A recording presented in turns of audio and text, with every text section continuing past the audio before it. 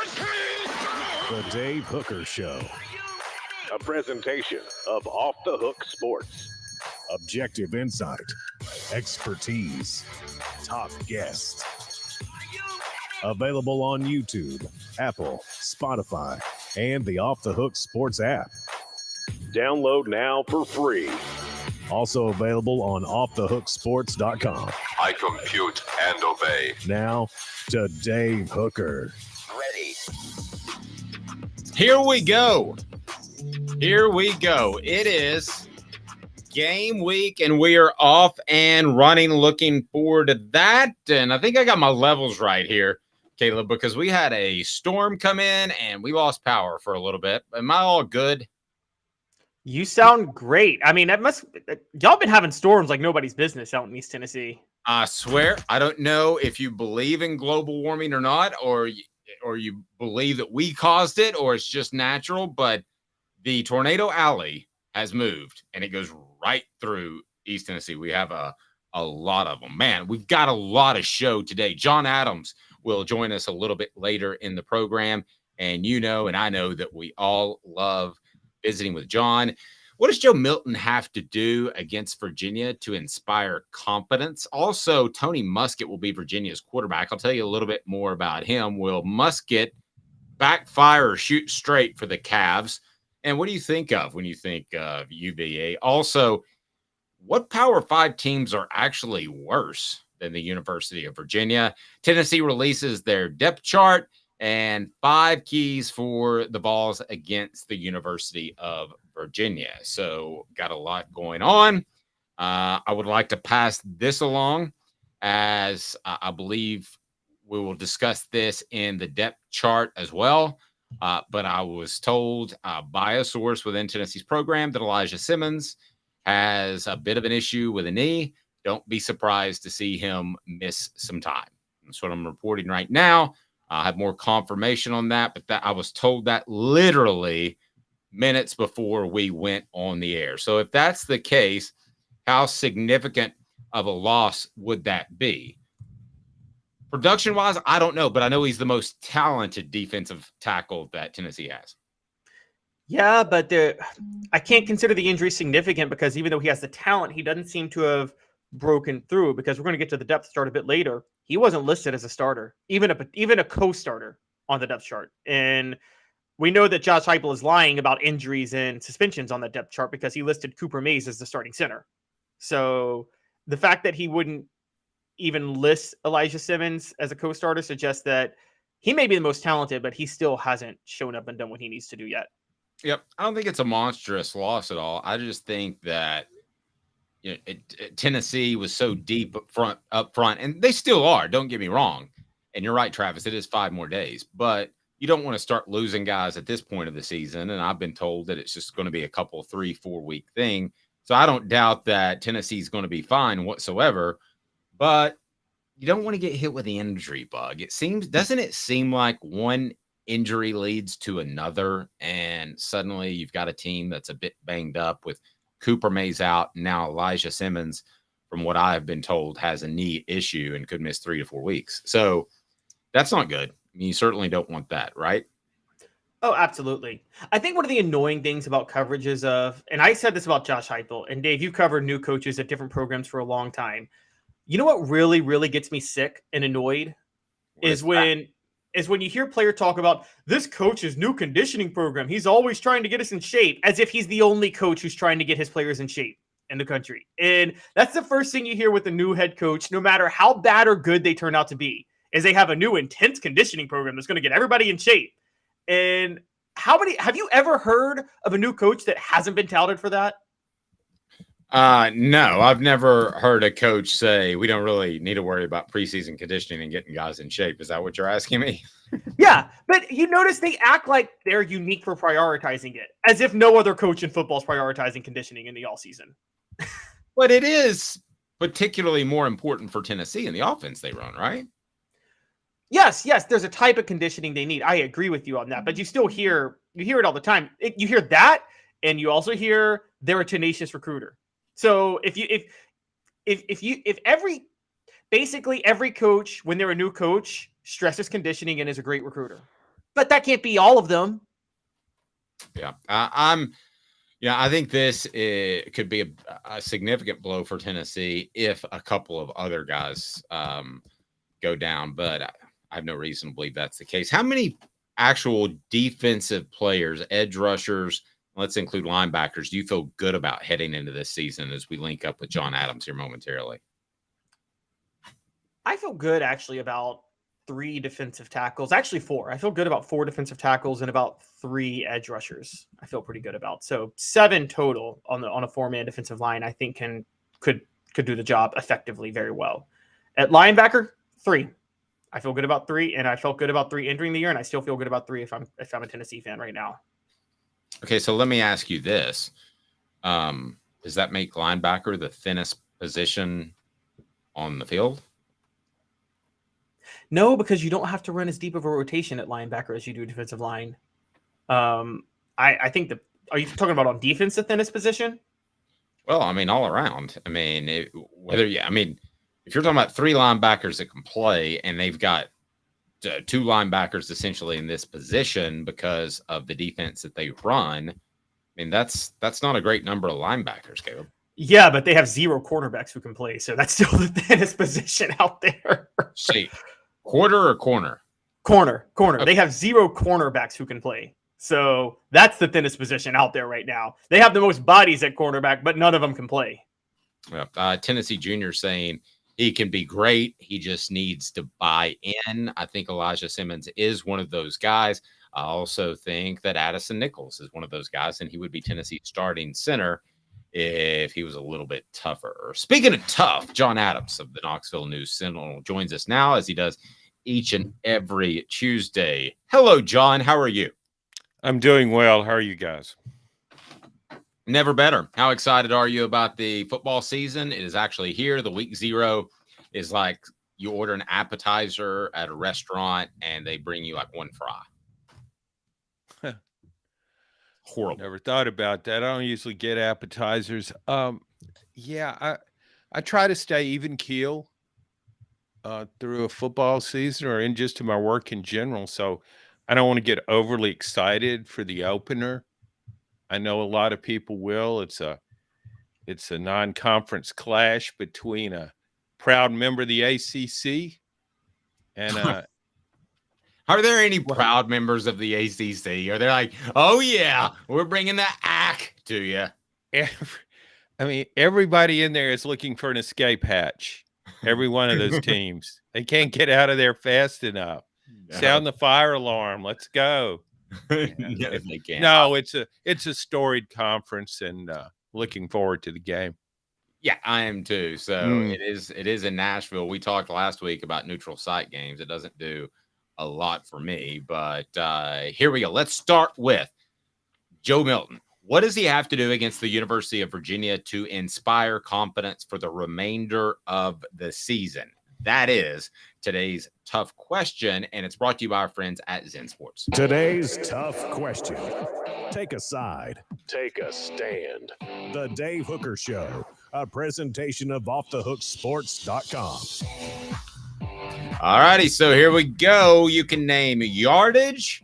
You can name completion percentage. You can name whatever you would like, but what would inspire confidence for Tennessee's fan base? Today's tough question brought to you by Zen Sports, the new sports book in Tennessee, revolutionizing the way you earn sports betting rewards. That means no more deposit bonuses that turn into deposit nightmares. On Zen Sports, what you see is what you get. With their cash rewards program, you get a lot of cash. For a welcome bonus, earn an unlimited 5% cash back on your betting volume for your first 15 days when you sign up with promo code HOOKED. That's HOOKED. That's right, unlimited 5% cash back. Keep betting, keep earning with up to 3% cash back on your betting volume every month after that, and refer friends to earn a percentage of their betting volume as cash rewards too. Zen Sports bringing the cash back to Tennessee. So if you bet big on sports, you want to be betting on Zen Sports. Zen Sports betting just got better. What should inspire confidence? What does it take for Joe Milton? Either team outcome, personal outcome. Let me start with you, John Adams. I think the stats will take care of themselves against Virginia. The stats will probably take care of everyone against Virginia. So I would just kind of be looking at what he does with accuracy. He's gotten knocked in the past for that. Decision making. And I wonder about how he will maneuver in the pocket. If Virginia can mount a pass rush, it does have an experienced front four, maybe the strongest area of its team. So if Joe Milton is pressured, how he handles that. Those are some of the things I'm looking for. And I think a lot of fans are too. I think the numbers will probably be pretty good, particularly if he handles those issues well. And they've got some cornerback issues as well. So Caleb, what do you Caleb, what do you think Joe Milton needs to do on Saturday for Tennessee fans to say that's the guy? Forget about that Ole Miss blunder.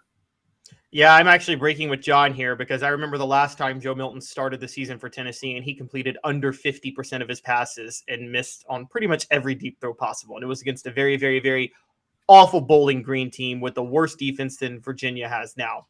So I'm going to go, I need to see him complete at least 65% of his passes, average at least 8.5 yards an attempt.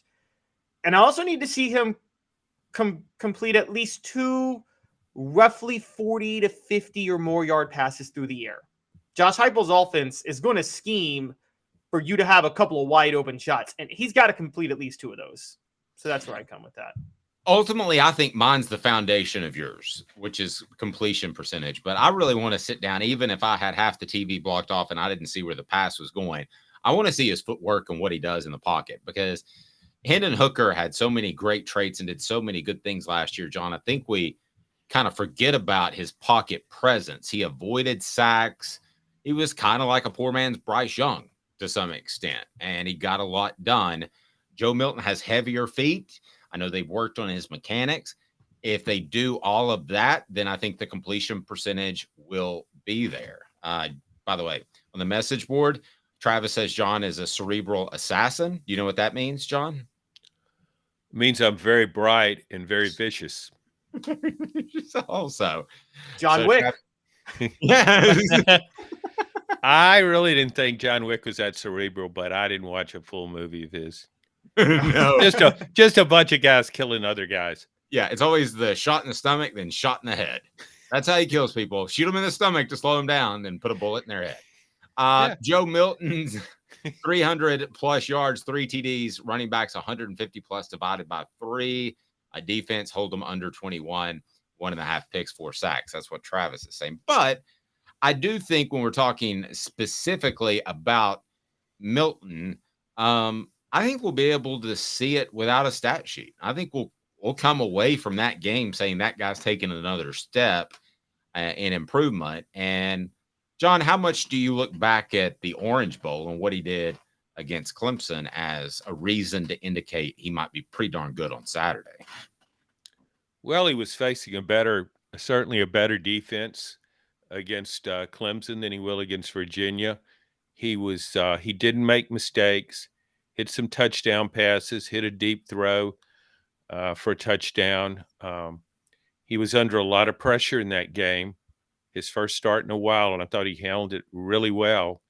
I don't know if Virginia will attest him that much, but I don't think you can just write that game off. I think it was a very significant game, albeit just one game. I think it was very significant how he handled things.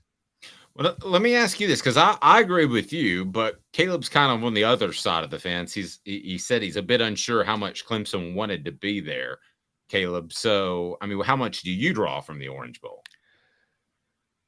Well, me or John? Yes, Caleb. Sorry. Okay. I draw as much from the Orange Bowl as I would have drawn from Tebow's 316-yard playoff performance against Pittsburgh in 2011, which what I mean by that is when Tim Tebow threw for 316 yards, that was because Pittsburgh was daring him to throw deep, so they played just press man coverage the whole game and allowed for Demaryius Thomas to make so many plays. Joe Milton, Clemson, reset the clock on him, but they dared him to throw over the middle of the field. They left the middle of the field wide open all game.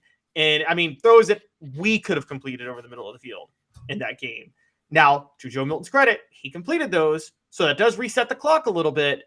But I can't read too much into it because I think Clemson was just testing him out to a certain degree and not actually pulling out their full defensive scheme in that game.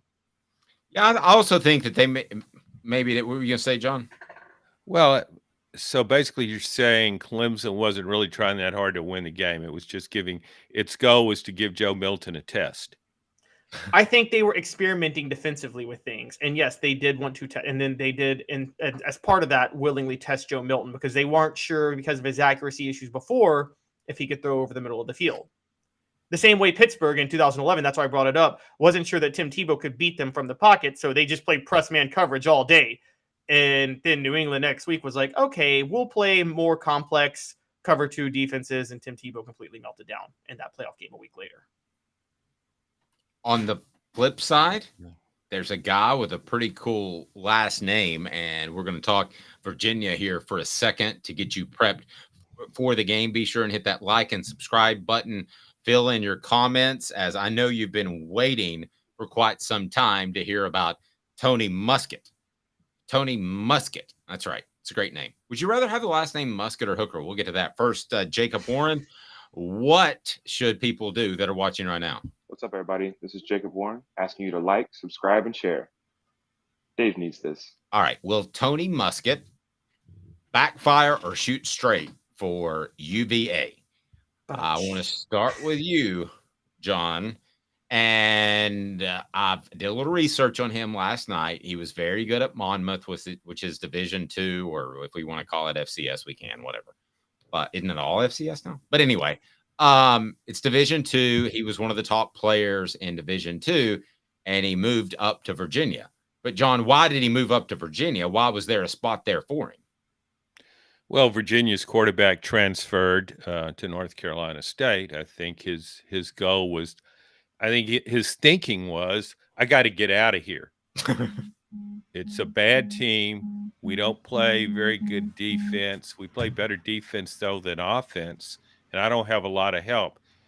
And I think Tony Muskett might be looking for some of his old offensive buddies back at Monmouth at times, kind of against Tennessee. I don't think he has a lot of help. This is a really, really bad offensive team.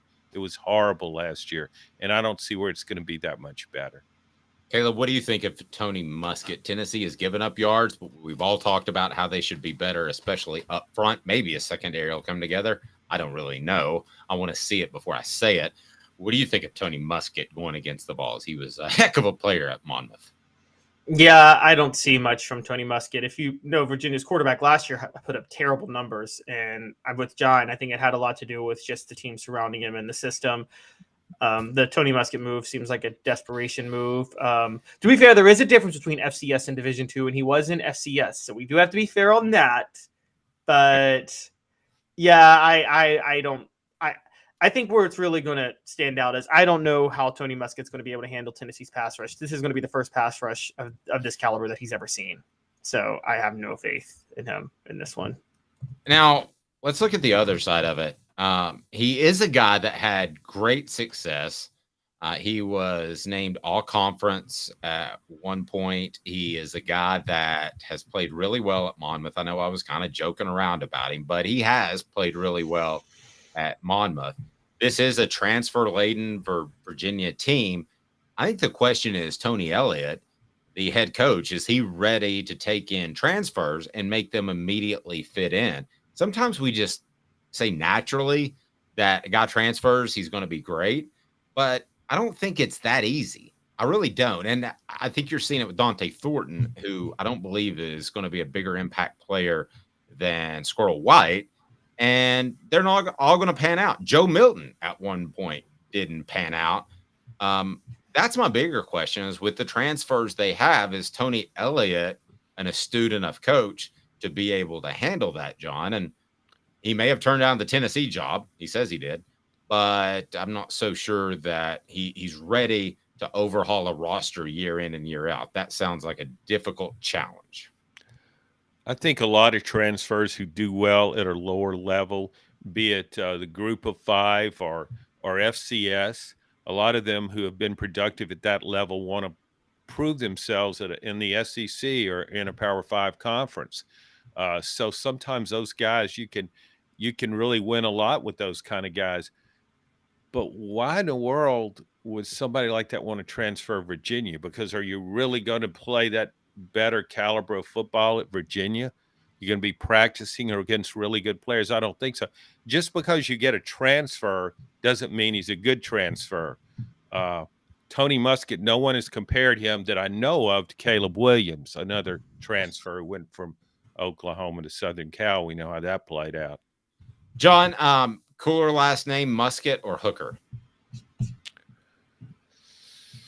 Ooh. Maybe Hooker, right, Caleb? I don't know, but here's the problem with Hooker. You have to be careful how you use it. What does that mean? You don't use credit cards or checks? So as opposed Traceable?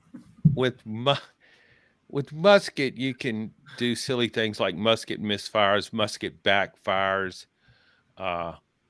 Muskett gets wet, can't shoot then. Yeah. John, you recall back in the day, what's it like to load up a musket? Dave, when I was a young man, I hate to say this, but we couldn't afford muskets. No, I kind of went full Indian back when I was a kid, and I had a bow and arrow and a Tomahawk that I practiced throwing at the garage door. Yeah. That's kind of how I rolled back then. And everyone, I know that. Go ahead, Caleb.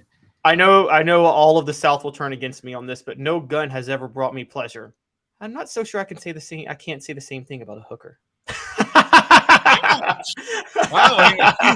Caleb, you laughed a little too much on that one. I think made me a bit. I don't know. And the NRA will find where you live. So yeah. All right. So Tony Muskett goes out there and he turns in what type of performance? John, let me start with you. And let's say great, good, average, bad, horrendous. With all respect to him and his family, and I bet they're a wonderful bunch of people, I think he will be absolutely awful in this game. I think you will too. I think this is going to be an absolute fiasco disaster. He will be dropping the musket and scrambling for a Tomahawk and a bow and arrow. That's right. I remember you told me about you used to go to the firearms store back in the day and just buy the battle rocks. You said that was all your family could afford. It was just a big bag of rocks. Yeah, throw it at him and throw him fast and just keep throwing till they're all gone. Do you think that I want to flip it just a little bit? Do you think Virginia's defense, and Caleb and I talked about this a little bit yesterday, is benefited by the fact that they get the offseason prepared for Tennessee's offense? The reason I ask that is you go back to the option, you go back to the triple option. Those were tough to deal with in the middle of the season. Tennessee's not running the option, but they are running a very difficult, unique offense. Defensively, what do you see out of the Cavs? Well, remember when Tennessee had an entire off season to prepare for Georgia Tech's triple option, which I think netted 3,000 yards in a losing cause? I don't think was that the trash can game? It very much was, yes. And a certain coach should have been placed in it. I won't mention any names. But I think this is a different type offense. I don't really think you can prepare for it. I mean, you can see what Tennessee does, but it's the speed at which you have to play, and you just can't duplicate that in practice. So I think that will be Virginia. It doesn't matter. You could have given Virginia 3 years to prepare for this offense, and it would still be in trouble on Saturday, I think. So do you think Tony Elliott comes into this game and he's more concerned about Tennessee's offense or what Muskett's going to do? I think he's probably more concerned about his job. Ouch. Do you think Danny White might hire him? Well, if they have an administrative post open, that's possible. I can't read Danny's mind, but Bud Ford over there, he's not doing anything. Who? They got Bud Ford over there. He's not doing anything. They could take his job. I think Muskett will be below average. I'm not going to say absolutely horrible, but Caleb, what would you say? I'm actually going to go absolutely horrible. I'm with John. And I mean, mainly because, you pulled up some of his stats. I know he had over 200 yards rushing last year, but he's not that good of a runner. No, he's not. No. And so what is he going to do when Tim Banks dials up these blitz packages that he likes to dial up throughout the game? I mean, Tony Muskett is not going to have any chance. I mean, I would be able to, I've never touched a gun, and I'd be able to reload a musket before he gets rid of the ball. He needs to be running for that rock pile and start chucking those things. You know what I think of? It's weird how this popped into my head. Remember last year when Will Levis was injured for Kentucky and they brought in the backup? From September to November. He was dealing with some issues, Dave. I mean, anybody can break He's playing down. the preseason like he's still injured, by the way. I'm sorry. I just got an email. You got Caleb, who's a big Titans fan, so you just touched a nerve. Well, I just got an email about how I can interview him about how he's preparing for the NFL. No thanks on that one. But go back to, I can't remember the young man's name, and I'm sure he's a fine person, but he came in as backup to Will Levis, and I watched him play. And that's who I think of when you say Tony Muskett. I mean, he just really looked overwhelmed out there. Or maybe another guy, Jack Miller, that started for Florida against Oregon State.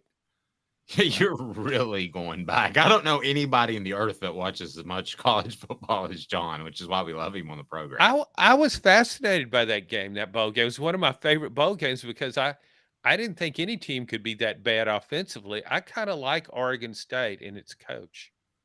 And how about a shout out to Joey Matthews, who I was, that's out of left field, Sevier County, who I was told the reason he didn't have a better career is because they wanted to get everybody ready in 98 and it's full contact on the quarterbacks. And it pretty much broke his confidence 2 weeks in the spring camp. He later became a member of the FBI. Then I think he's a great individual. So I'm not going to say anything. I don't know. I saw him come. I saw him start the year in 2000. Was it ever a confidence thing with him, or just the worst arm in the history of Tennessee quarterbacks? I think Dave was right. I think it was more confidence than anything else. Yeah, Fred White said that they beat the Ever Living Fire out of T because there were no non-contact jerseys, and he said it probably was very, very bad for Matthews' career. Little sidetrack, 2 minutes. What do you think of when you think of UVA, the University of Virginia? Craig Elo, anyone?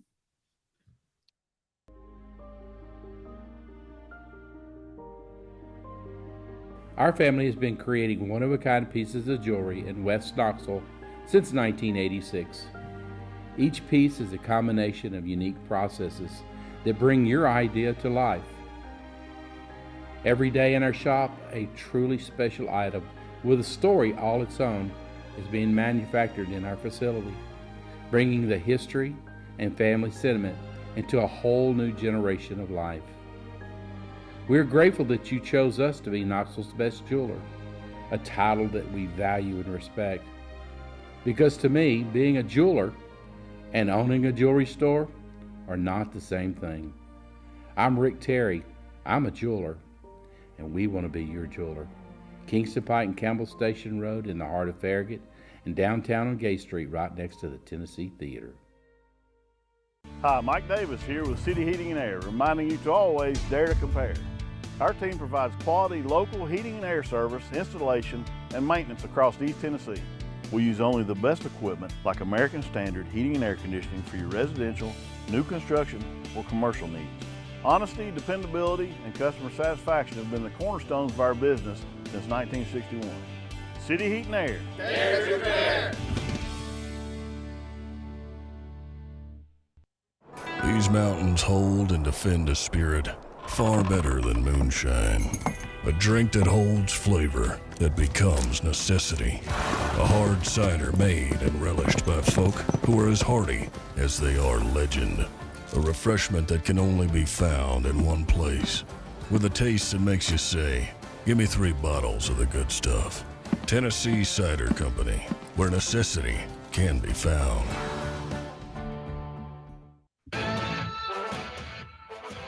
A college football tradition like no other. Yes, sirree, boys and girls. Or a guy that just won't leave. Wow, that is sad. The Dave Hooker Show. YouTube, Apple, Spotify, and the free Off the Hook Sports app. A presentation of Off the Hook Sports. Back to Dave Hooker. Here we go. Welcome back. It is time for 4 Downs. 4 Downs today will be, what do you think of when you think of UVA, Virginia? Because I don't think football off the top of the bat. We all agree with that. So let's get to 4 Downs, brought to you by Andy Mason of andymasonrealestate.com. Cooper will take us through it. But first, let me ask you this, Coop. What should people do? Cooper Mays here. Hit like and subscribe. Yep, absolutely. And I've been told if you do that, he'll actually heal up quicker and be on the field. What about that? All right, here we go. It is time for 4 Downs, brought to you by Andy Mason, andymasonrealestate.com. 4 Downs. 4 questions. 4 answers. The Dave Hooker Show. 4 Downs. A presentation of offthehooksports.com. John, what does your hat say? Is that autographed as well? It's a Live Lucky hat. It's got a clover leaf. It's a line of caps. I have about 20 of these. I actually wore one to Tennessee football practice. It was the start of Butch Jones's last hurrah. So it's a Live Stupid cap. He happened to see the Live Lucky on the side of my cap and opined, I need that cap. Yes, he did, and he didn't get it in time. Yeah, and you two traded, and you walked out with a dunce cap. So what do you think of when you think of the University of Virginia? What down, Coop? Coop here. First down. All right, let me start with the one, the only master historian. It is Caleb. Caleb, when you think of the University of Virginia, what do you think of? Well, full disclosure, my little brother is a PhD student at UVA right now studying 19th century United States history. And I literally, with that. Where did that come from? Wow, Caleb, impressive. I am a history major myself.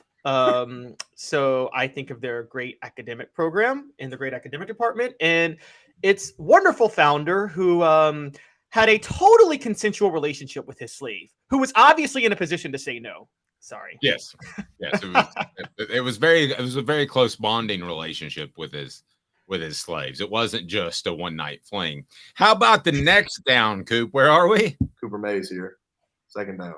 Me, I think of Craig Elo and Larry Nance because Brian Doherty, because I think Cavs, and I'd immediately go back because that's when I watch a lot of NBA. I think of the Cleveland Cavaliers.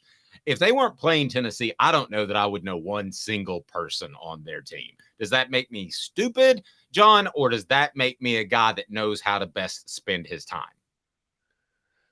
Tell me, Dave, did Craig Elo, it took me about 3 or 4 minutes to figure out why you brought up Craig Elo. Did Michael Jordan hit that clutch shot over Craig Elo? Yes. Oh, okay. Yeah, he was a Cav.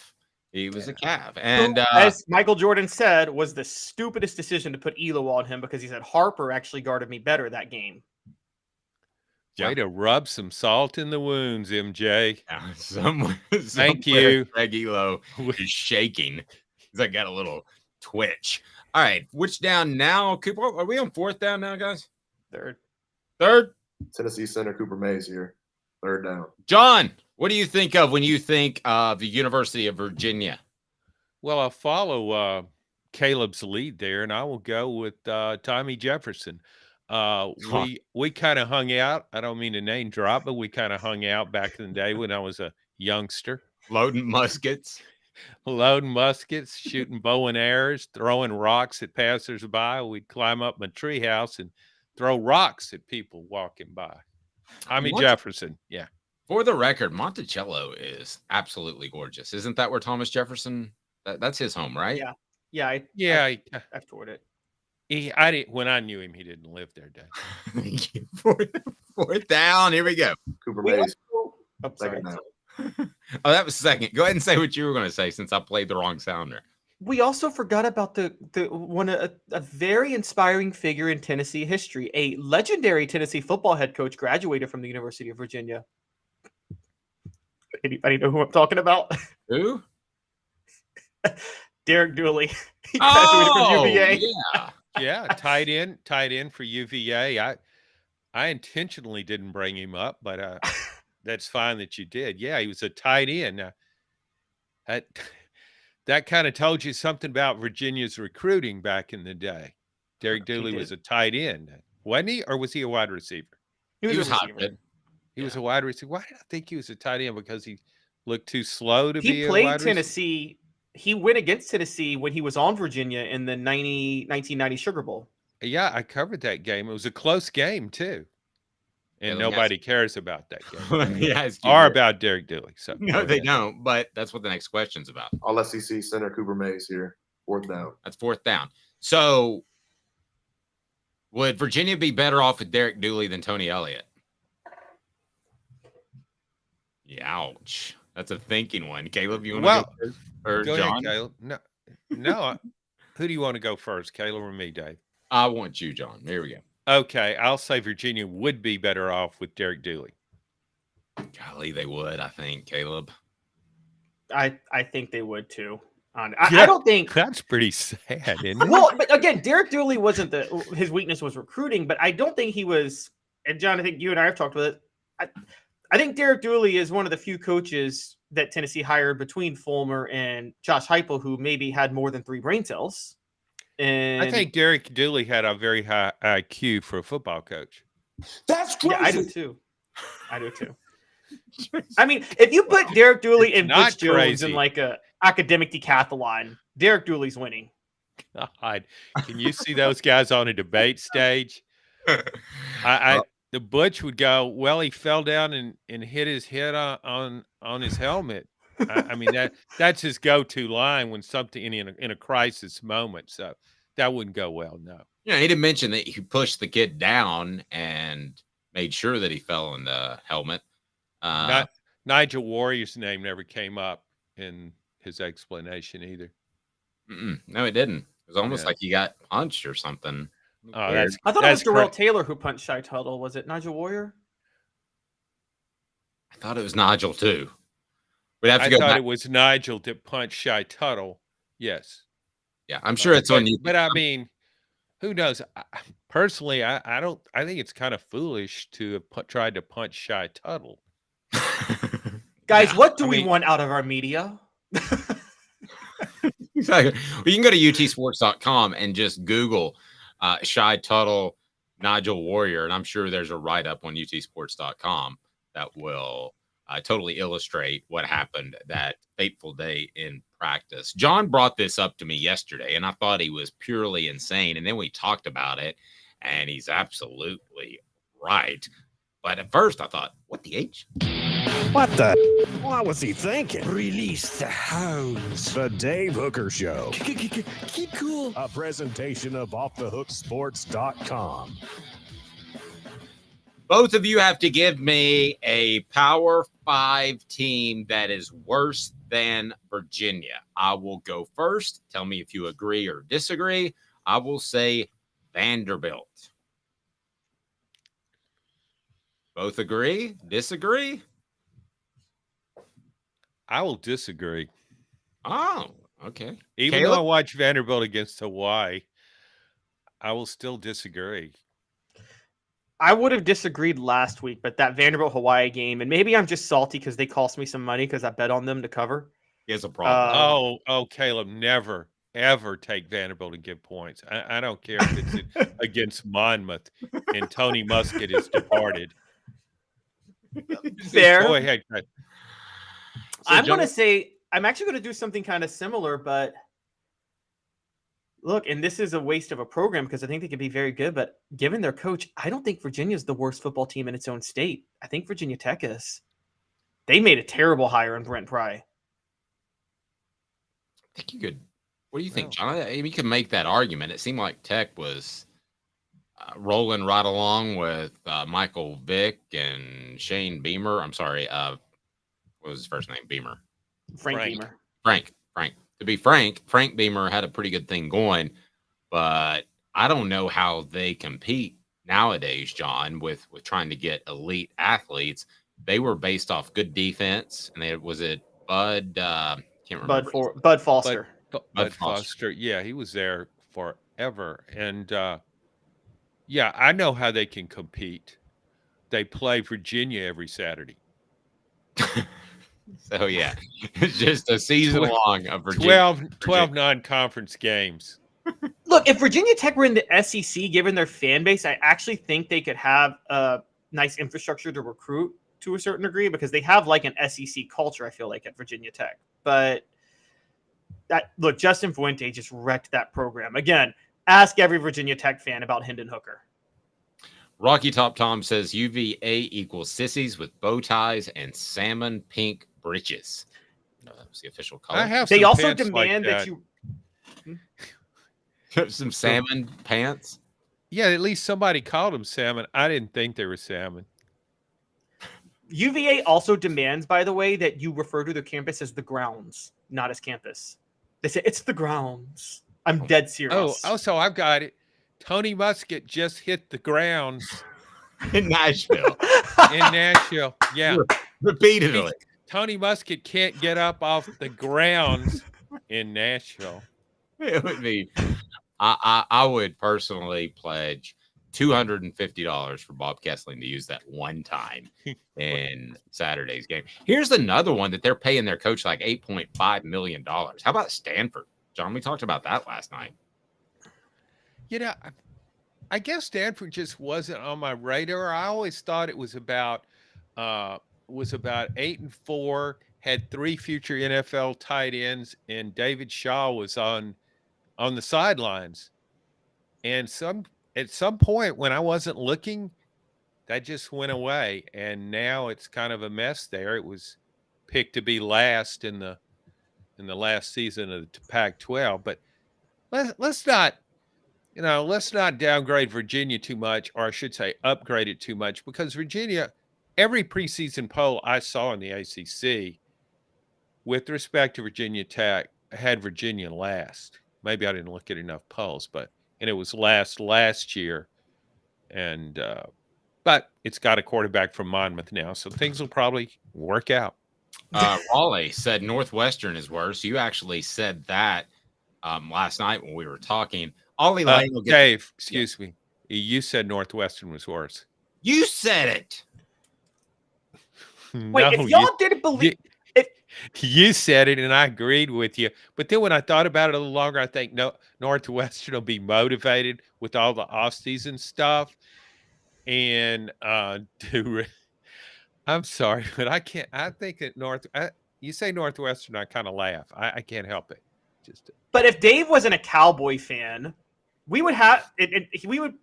Couldn't we say Colorado? Because why are we believing in Deion Sanders? He's proven nothing yet, and they were 1-11 last year. Rhyme time. That's a pretty. You know, a Cowboy fan too. No, but he has got you. That's a really good point. Yeah. But I think they may have made the worst hire in the history of man. We don't know yet. I think Deion's a great promoter. He's a great cornerback. But unless he had to tackle you.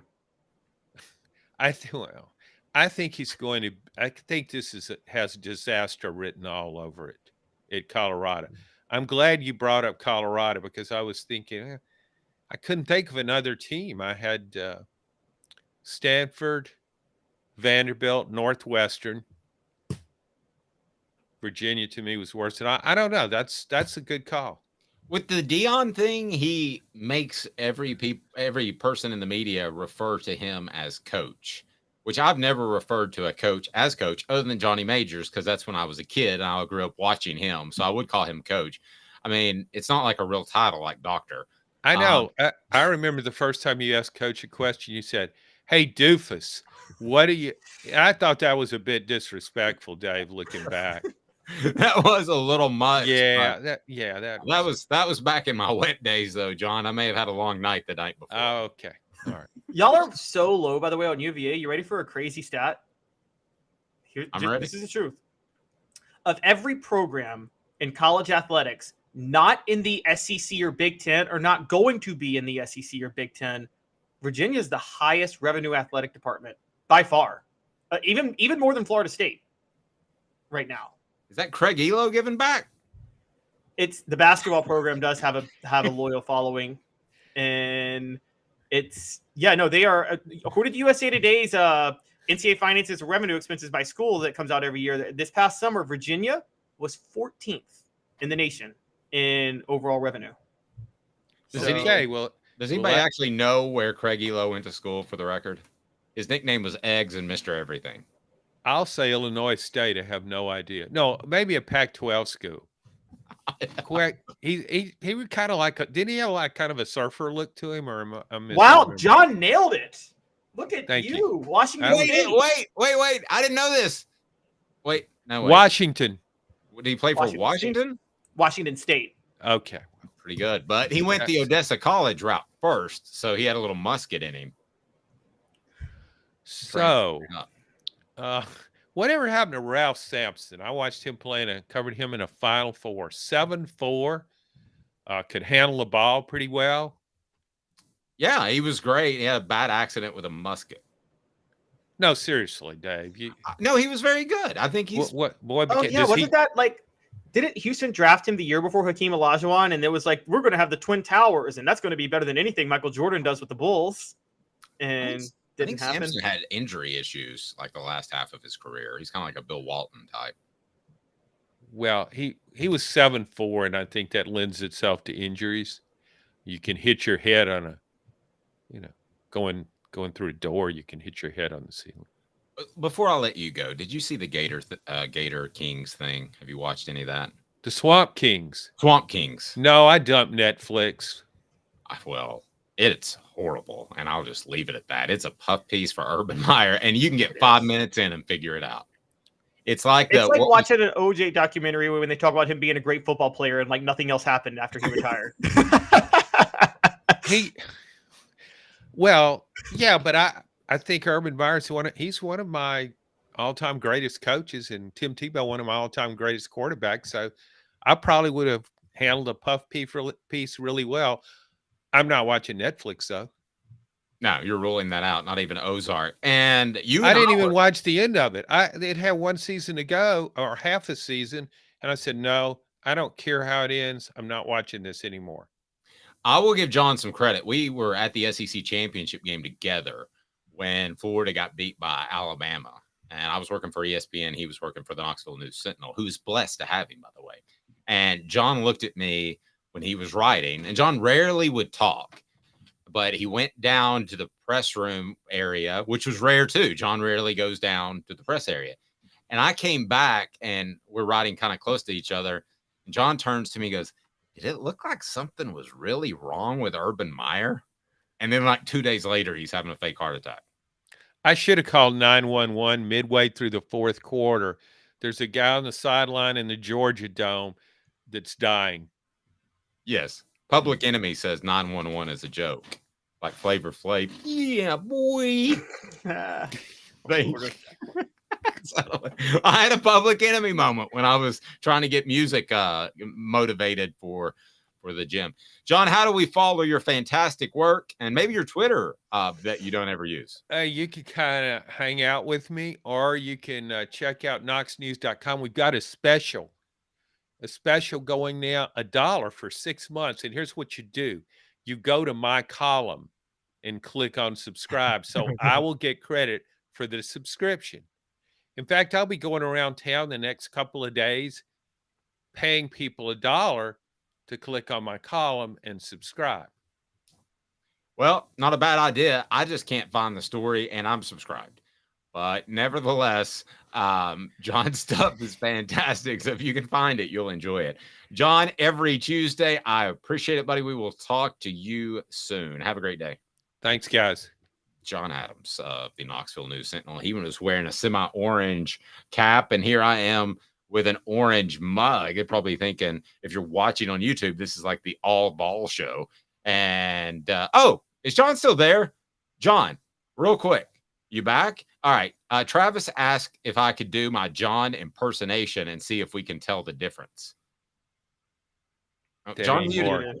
Okay. There No, I don't talk like that anymore. Okay. Oh man, my hip is just killing me, and it's my other knee too, and I hate going to the press box. What's that? Well, that wasn't good at all, Dave. Thank you, John. I love you. Okay. John Adams of the Knoxville News Sentinel. I was going to ask if given that he dumped Netflix, so he's just doing the chill part of Netflix and chill. Which means what? He's just getting it on? I don't want to think about John Adams getting it on. Netflix and chill means you watch TV and then you do the naughty. I know, and it looks like he's just like, let's go straight to the chill part. All right. 90 seconds. We're going to take a look at Tennessee's depth chart. And if you're just tuning in, I was told that Tennessee suffered another injury on a very talented player. Also, the 5 keys for the Vols against UVA. So not only do we have some breaking top of news, but we have great breakdown of the Cavs who went to Washington State, but Craig Elo reminds me of them, but he went to Washington State. Of all the Cavs, like, you remind me more of Craig Elo than LeBron, who actually won them a ring. Yeah, I do, because I think of LeBron being everywhere else but there. You're right. You're right. He brought Cleveland its only championship in like 60 years. Yeah. What's the deal with his son? Have you heard it lately? Is he going to be able to play again? Yeah, it was some condition. I think he's still going to be okay. The thing is, what people don't understand is, like, when basketball more than any other sport has those type of cardiac arrests because it's such up-tempo training constantly. Yeah. So it's more likely for health. I mean, people drop conspiracies, but Dave, you've been covering sports for a long time. You've seen players collapse on the court in basketball more than any other sport. It happens.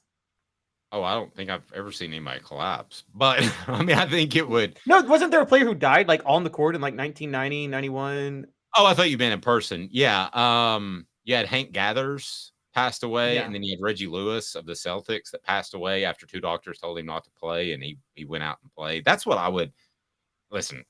Cooper Mays has nothing wrong with him that could cause him to pass away. But if I'm him, I'm not going out there until I believe me, myself, and I am 100% healthy, because he's got an NFL future at stake. That player that's banged up and will miss some time. Next, 90 seconds. Caleb, Dave, Off the Hook Sports. Candace, I was really heavy into the drug culture. I was selling drugs. I was just constantly in pain. I was missing like a good support system in my life. Candace has given me everything that I need in order to successfully have a wonderful recovery, in order to have a life that I didn't even know was possible. And it's not just about me anymore, and I love that. I absolutely love it. You can take your life back. Call Cadis today. With all that sun, sand, and salt water, the beach is a very relaxing place. Unless you wear contacts. Ow! Open your eyes to the best the beach has to offer with LASIK vision correction from Campbell Cunningham Laser Center. Sports Treasures in North Knoxville is one of the South's largest sports cards and memorabilia dealers, featuring over 10 million sports cards from vintage to modern. Sports Treasures carries a full line of hobby boxes, singles, autographed memorabilia, Tennessee Vol collectibles, fan cave decorations, and so much more. See a museum full of collectibles at Sports Treasures, 4819 North Broadway in Fountain City, and Sports Treasures on Facebook. Sports Treasures, where the real sports fan goes to shop. You're listening to The Dave Hooker Show, a presentation of OffTheHookSports.com. The internet is full of pictures of each and every one of you. Available on YouTube, Apple, Spotify, and the Off the Hook Sports app. Download now for free. Is there nothing you people can't do? Also available on OffTheHookSports.com. I want to encourage you. You just saw the Sports Treasures commercial. I want to encourage you to follow them on Facebook, because they have the coolest darn stuff in the world. And it's like some things you might not be as interested in, whether it's Pokemon or something like that. But every 4th or 5th pick, it's like a Hendon Hooker signed helmet or something really cool. So go to Facebook and follow them. Share them as well. Remember, we need you to support our advertisers and our sponsors or we won't be here. So Sports Treasures, go to Facebook and please follow them right now. If you could hit the like and subscribe button for this show, we'd greatly appreciate it. And keep giving us your thoughts because we absolutely love the feedback. And I got a secret, Caleb. Are you ready? I'm ready. I think that for our big post-game show that's going to be coming up after the games, that I have it all figured out in the board where we can take some phone calls. How cool is that? So we'll get a little reaction from the fans. And I talked to Caleb about how technically difficult that might be. I didn't know that my phone was already Bluetooth connected to my board. So all I had to do is slide a lever up, and it worked just that easy. Tennessee releases its depth chart. What are your initial reactions to what you saw on the depth chart, which nowadays doesn't mean an awful lot? Josh Heupel, you said line earlier. I don't want to go that far, but I will say this. He takes great pride in misleading the media. So I don't know that you take a lot out of the depth chart, but you can take some things. What did you take out of the depth chart? By the way, Joe. Yeah, and that one actually wasn't surprising. One of the things that kind of stood out to me was that Roman Harrison was penciled in as a starter at Leo, but at defensive end, it's Tyler Barron or Dominic Bailey. Now, I've been calling for Tyler Barron, Dave, to step up for a while, and it seems like he still hasn't separated himself. The other one is both cornerback spots are an either or, meaning they have no cornerbacks. They still can't find somebody. The star and both safety spots are locked in. So obviously they're willing to do that in some areas. Okay. Offensive line, totally in flux. And I think that really stands out with there's a either or at 3 of the 5 positions. And then the 4th is Cooper Mace penciled in at center, but we know he's not starting on Saturday. So yeah, we know that. And I don't think he's going to start. I don't think he's going to start for the Florida game. And again, this is not Cooper telling me this because he is a part of what we do here. I'm specifically not asking, but based off other sources, I don't think he's going to be ready for a few weeks, which you can read about on offthehooksports.com. Also, we reported earlier that Elijah Simmons has a tweaked knee and could be out 3 to 4 weeks. We'll see. I don't think you're going to get Josh Heupel to address that because he wasn't up on the depth chart anyway. So it's not like he's not going to run out there. I guess if he's in street clothes, he could be asked about it, Caleb. But, you know, you talked about, Tyler Barron. I think that Tyler Barron, Addison Nichols, and lastly, who are we just talking about? Elijah Simmons are the guys with the most talent that need to get a little bit more serious about how hard they play football. And now throw Joe Mincy into that too, by the way. Fair. And I'm not saying that now that Elijah Simmons is hurt, he should get healthy. But I am saying that there were a lot of guys brought in under Pruitt that were mean guys. Mean, nasty, I mean as a compliment. And some of the other guys that have come in since have not been as mean. You talk about the offensive line. How much shuffling do you think we'll see in real game action before Tennessee gets up 30-3 of maybe putting in, I don't know, an Addison Nichols at center, maybe having Ollie Lane play a little left guard, Andre Keurig maybe playing left guard, and then at the right tackle position, you got Mincy and Crawford, right?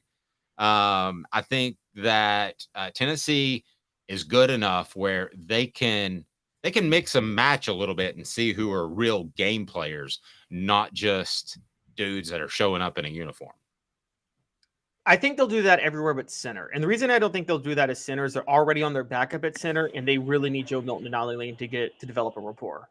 So I think he's going to try to keep them in together because you don't want Joe Milton then to get used to another center. Now he might rotate in once he pulls Joe Milton, which if you're a Tennessee fan, you hope he pulls Joe Milton and you hope to get a look at Nico, which I guess is a new question, Dave. Do you expect to see Nico on Saturday? I do. No question. Yeah, I don't even think that's close. I think the game's going to be out of hand, and that might be the most exciting part of the game, quite frankly, on Saturday. I agree. So I think once you get Nico in, you'll rotate Addison Nichols and try some things, but I don't think you're going to do that with Joe because I think you want to make sure that Joe and Ollie Lane have really developed a rapport with each other going forward. Let's go down the other running backs, Jabari Small or Jalen Wright, when it's all said and done at the end of the year, it's Small or Wright. So they use the basically or to say that they're both starters. But Small or Wright, who do you think at the end of the year will have the biggest impact for the Vols? I'm solely being a slave to what I've heard about practice reports, but I'm going with Jalen Wright at this point. Totally and agree. I think Small is more fundamentally sound, but Jalen Wright has put on he's put on what, 15 pounds this offseason? He wasn't 210 last year. And No, he's bigger, he's more powerful, and he still has the bounce, is what I've been told. Now, Squirrel White listed at receiver over Dante Thornton. But it's an either or again.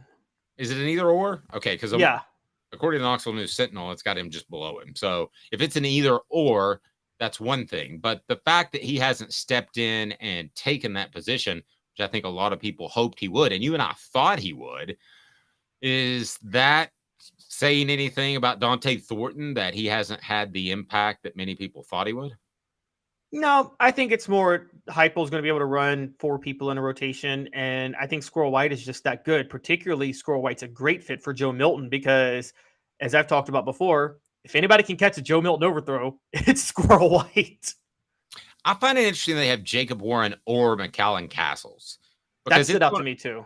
Yeah, it's going to be Warren. I mean, they rested him last week a little bit so that he's fresh and he knows the system.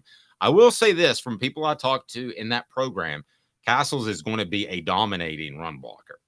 And he's good enough to get open, but he maybe proved to be a little bit more powerful when he's blocking in the box. But that's Jacob Warren. I mean, he played 75% of the snaps last year with Princeton Fant rotated in and out. He'll play 75% of the snaps this year too.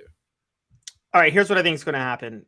I think we talked about they would alternate Warren one drive and then 4 wide another, which I think is still strongly possible. But I think I think it'll be Warren 4 wide, Warren Castles, Warren 4 wide, Warren Castles. That's how I think they're going to do it. And then with the 3 to 4 receiver, they'll rotate Thornton, White, Keaton, and McCoy in. And I think they will actually move Thornton. I think they'll stick Thornton in at wide out sometimes too to give Keaton or McCoy a rest.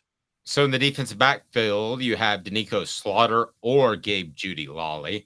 That's at one cornerback position. At the other, it's Kamal Haddon or Warren Burrell. And then at the star position, you have Tamarian McDonald. At safety, you have Jalen McCullough, followed by Jordan Thomas. At the other safety position, Wesley Walker. And then followed by him is Andre Turrentine, who was supposed to be a corner this time last year, or Christian Charles. Out of that group, I'm going to write a column about this on offthehooksports.com, and I'm going to poll all the various contributors to the site, including Jimmy Hobbs and John Adams. Which one of those defensive backs takes the biggest step? Wesley Walker. Wesley Walker showed promise at the end of last year. He takes a huge step this year. I'm throwing all the cornerbacks out.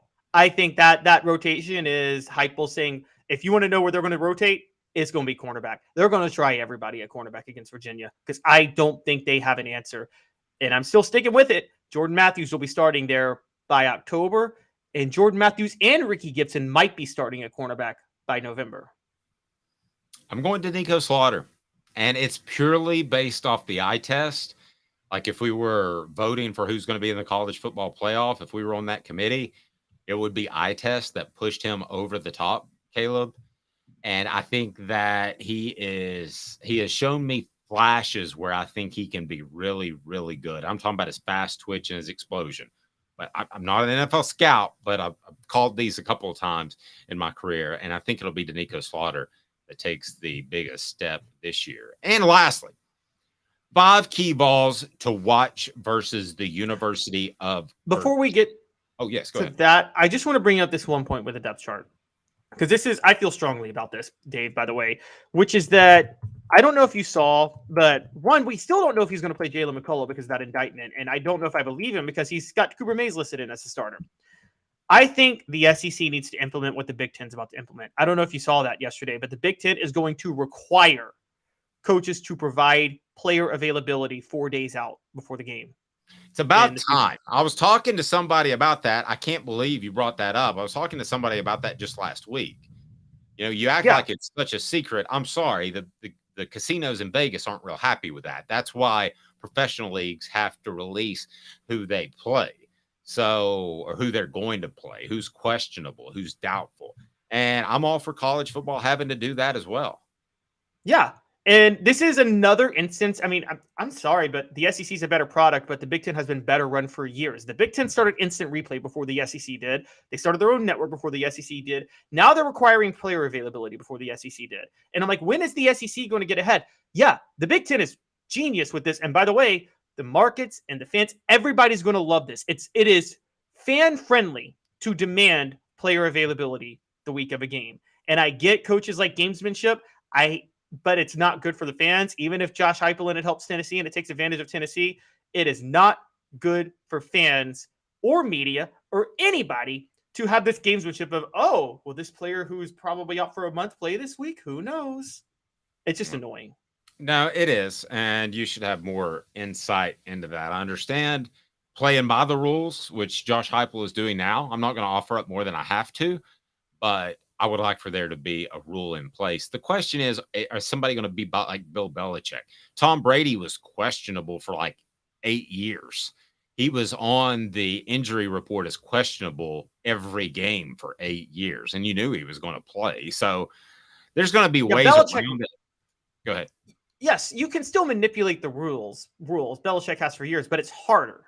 Like, that's the thing with any rules. Rules can always be manipulated and twisted. That doesn't mean they shouldn't exist. And comment on the message board as far as who's going to improve the most. Kamal Hadden, mostly because he couldn't get worse. Huge upside. Ouch! That is just mean. If Kamal Hadden's parents are watching right now, I just want to apologize on behalf of Travis's Post, Caleb, and Dave Hooker at Off the Hook Sports. 5 key balls in the Virginia game. You want to give yours first or me? Well, I have a column on Off the Hook Sports right now showing it, so maybe I should give mine first. Well, let's go with yours, and I'll tell you what mine would have been. So mine is not, I want to be clear here, mine is not matchup based. It will be matchup based towards the middle and end of the season, but it's Virginia. This is about seeing what we need to see from players we have questions about. Would you agree with me from that premise, Dave? Totally. This is a game where you should be able to make individual plays against a lesser opponent. Right. So number 5 for me is Keenan Peely, because there's a lot of hype behind him taking over Jeremy Banks' job at linebacker, and I think the expectations are there, and I think we actually need to see it from him in a game. So I'm pretty high on Keenan Peely for that. I will go to offset that. It's the countdown, right? 5, 4, 3, 2, 1. I will go Aaron Beasley because Peely should open things up for him, and everybody that contributes to this Off the Hook Sports thing that we got going, half the people think that he's not going to be any good and overrated, and the other half seem to think he's going to have a breakout year. So I'll go Beasley, you go Peely. Who's number 4? Number 4 for me is the guy I just mentioned, who I think is going to have the biggest leap in the defensive backfield, and that's Wesley Walker. I couldn't name a cornerback because I don't know who's going to be starting at cornerback, and I know anybody who says they do is lying. Nobody knows what they're going to do at cornerback because I don't think they have an answer. But Wesley Walker stepping in to take Trey Flowers' role after a strong finish to last year, I'm really excited to see the leap he makes, and I think that's what we need to look for against Virginia. Number 4, I have Squirrel White.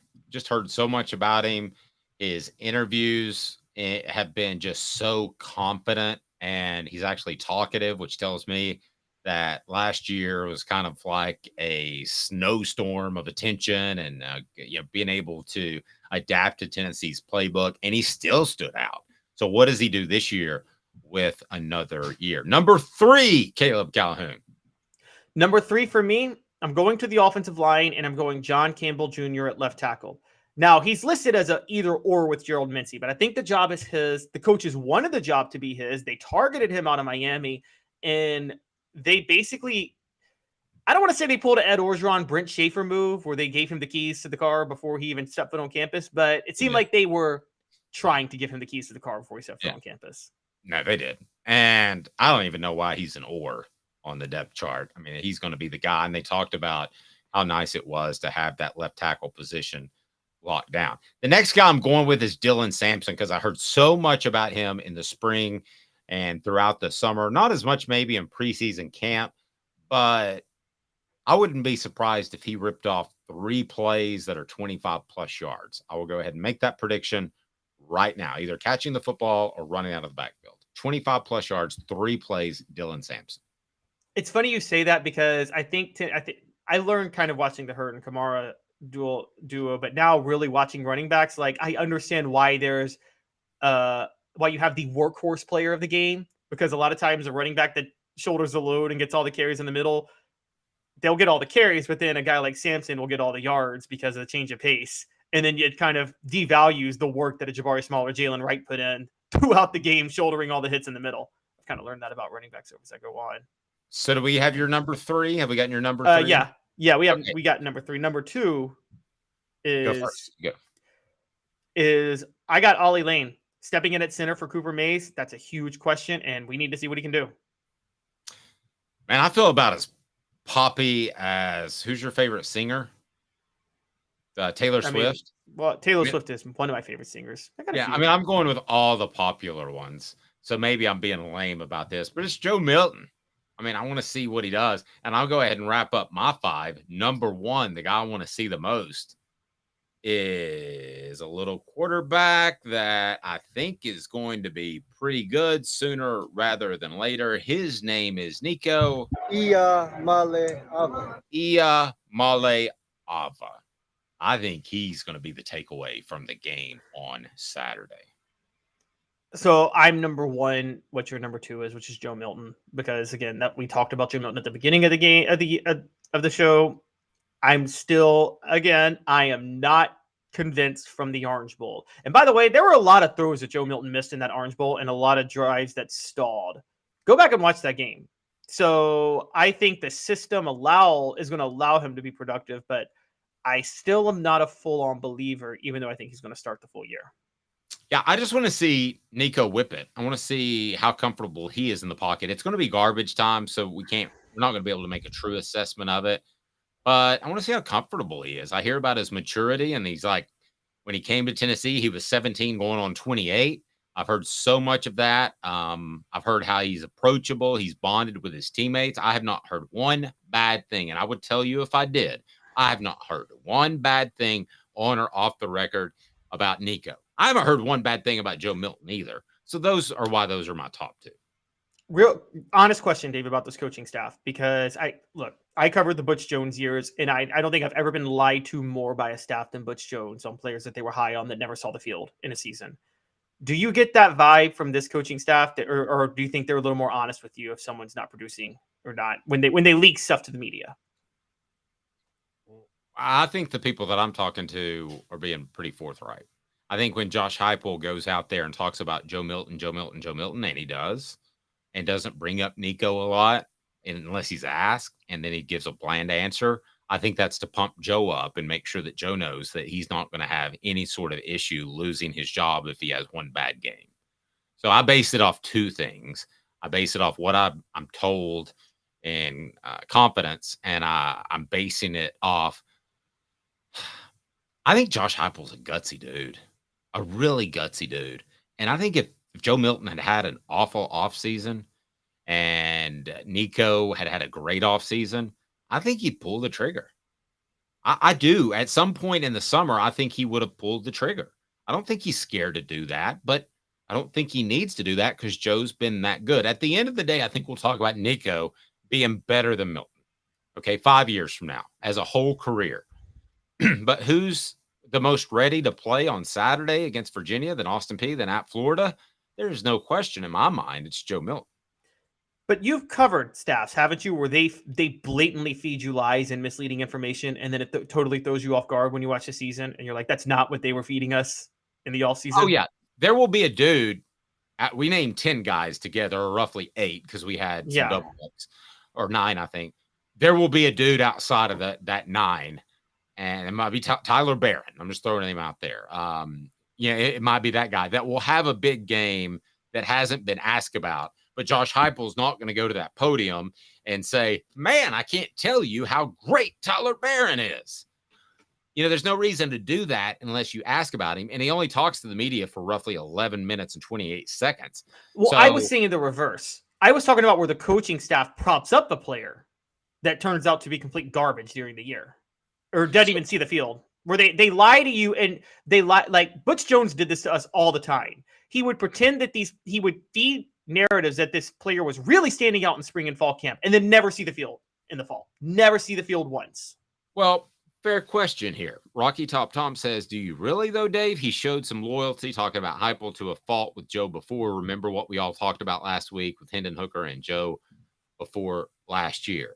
The difference is, and Caleb's brought it up, Hooker was not Heupel's guy. He was not brought in by Heupel.